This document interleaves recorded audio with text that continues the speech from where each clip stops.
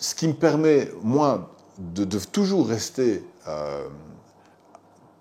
fidèle à mon rationnel, c'est, j'ai pas de souci avec quelque chose qui s'explique pas, si c'est reproductible et maîtrisé. Donc, je peux probablement pas complètement expliquer mes états de transe, je peux pas complètement expliquer pourquoi, quand je touche une personne, il y a des grosses émotions qui démarrent, mais par contre, c'est reproductible, c'est vraiment un outil. Donc, un peu comme si je devais mettre des clous tous les jours, je ne sais pas que ça s'appelle un marteau, je ne sais pas comment on construit un marteau, mais le fait d'avoir un marteau, je peux mettre des clous tous les jours, quoi. Donc, c'est vraiment de cet ordre-là. Donc, après, ça s'est apaisé, j'ai arrêté de me prendre la tête, et je me suis dit, bon, ok, c'est reproductible, donc ça marche.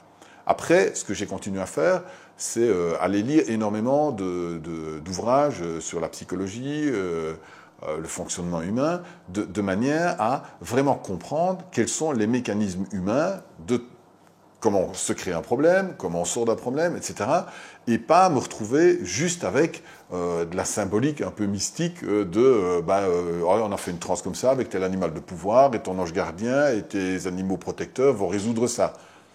Ouais, ça, c'est un peu court. Pour moi, il y a vraiment il y a des choses explicables dans la psyché. Hein, comment fonctionne un rituel ça fonctionne pas juste parce qu'on a dit ce rituel-là, il va faire ça.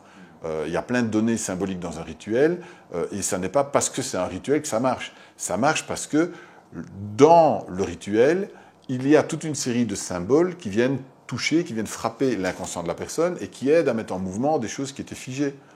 Mais c'est pas le rituel, c'est le lien entre la personne, son inconscient, le rituel et toute la symbolique du rituel qui va faire que la personne, dans son contrôle de conscience habituel, ne va pas pouvoir maîtriser tous ces aspects-là.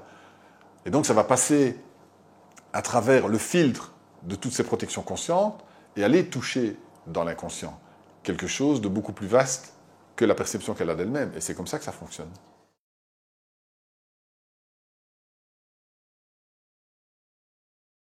L'objectif, c'est pas d'être le roi de la transe. L'objectif, c'est d'être humain. D'abord humain. Et humain, c'est quoi? C'est une personne qui, de plus en plus, répare toutes les blessures pour mettre son cœur en paix.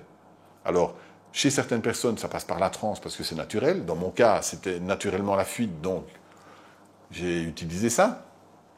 D'autres personnes vont trouver des tas d'autres moyens, comme je disais, ça peut être la poésie, ça peut être l'écriture, ça peut être la musique, ça peut être la danse, ça peut être le sport, ça peut être la passion pour tel type d'animal ou tel type d'activité de recherche, etc. Le tout, c'est toujours savoir, est-ce que c'est une fuite ou est-ce que c'est l'expression de mon âme? Et pour me rapprocher de l'expression de mon âme, je dois lui céder la place à mon âme. Et qu'est-ce qui empêche mon âme de s'exprimer?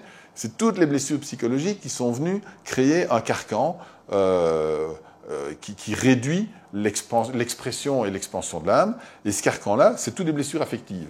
Donc, si je veux faire un vrai chemin d'humain, je dois résoudre mes blessures affectives.